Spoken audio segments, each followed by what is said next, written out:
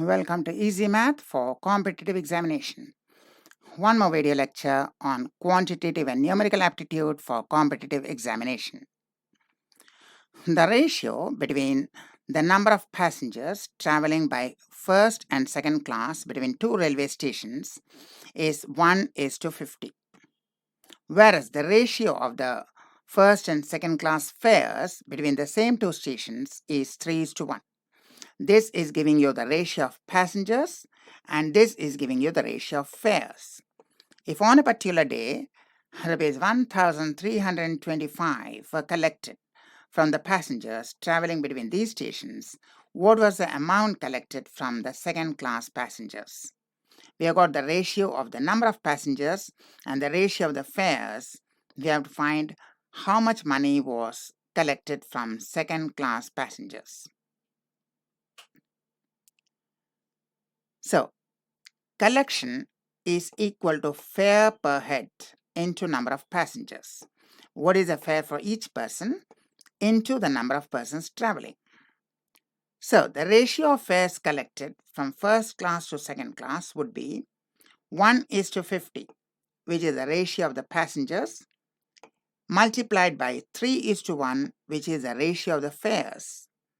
And on multiplying or compounding these two ratios, we get 3:50. So this collection should be divided in the ratio of 3:50, the compound ratio of the number of passengers and the fares of the passengers. So 3 plus 50 is 53. So the first class, we get 3 by 53 of 1325. And second class, we get 50 by 53 of 1325. So first class passengers, 75 rupees. And second class passengers 1250 rupees. A man is facing west. This is the west he is facing currently. He turns 45 degrees in the clockwise direction and then another 180 degrees in the same direction, that's clockwise, and then 270 degrees in the anti-clockwise direction. Which direction is he facing now? Now we will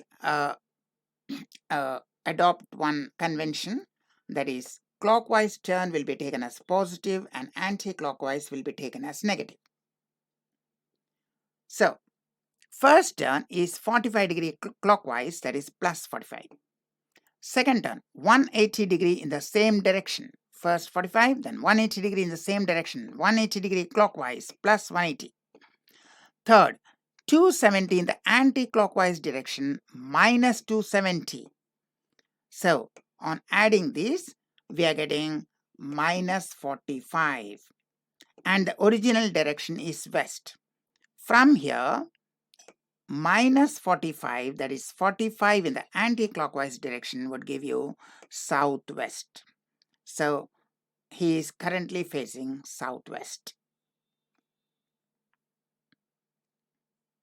The average age of 10 teenagers in a complex is 14 years.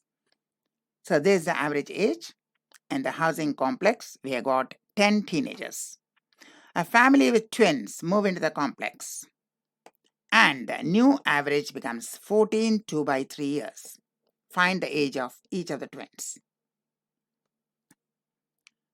Increase in average would be the new average 14 2 by 3, the old average 14, so the increase is 2 by 3.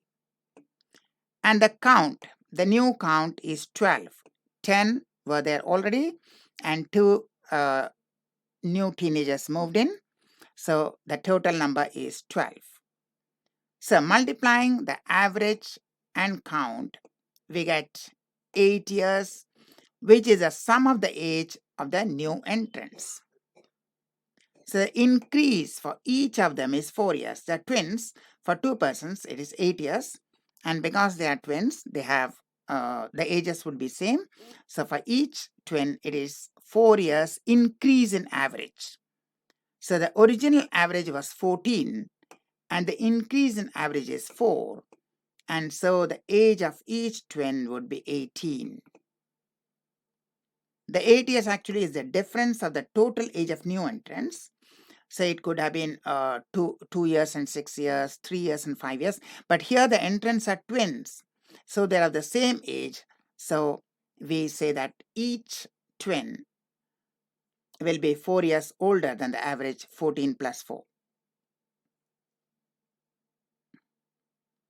2 horses were sold at the same price, rupees 900 each. The first sale brought a 12.5% gain and the other a 10% loss. If there was no gain or loss on the whole, find the cost price of the cheaper horse. Note that the trade involves mixing two types of sale. The first sale is a profit of 12.5% or plus 12.5, and the second is a loss of 10 or minus 10%, and the overall mean is 0% gain loss, no gain or loss. So we can do it by cross difference method. The higher value plus 12.5, 12.5% profit. The lower value minus 10, 10% loss. And the mean value is 0%, no gain, no loss. So we can do it by cross difference method. So there is a higher value, there is a lower value, and 0% is the mean value. Taking the cross difference, we get 12.5, and this difference 0 and minus 10 difference 10. So the ratio would be 10 is to 12.5, double both, 20 is to 25, or 4 is to 5. So 4 is to 5 is a ratio of the cost price. Now total cost price is total selling price. Why? Because there is no gain or loss on the whole. So it should be rupees 1800 total selling price and also 1800 total cost price. That is the reason why there is no gain or loss. So CP of the cheaper horse would be divide in 4 is to 5 ratio. So 4 by 9 of 1800, that would be 800.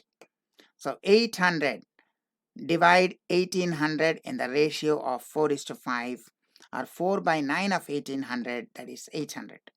And if you want the other horse, it would be 5 by 9 of 1800, that would be 1000.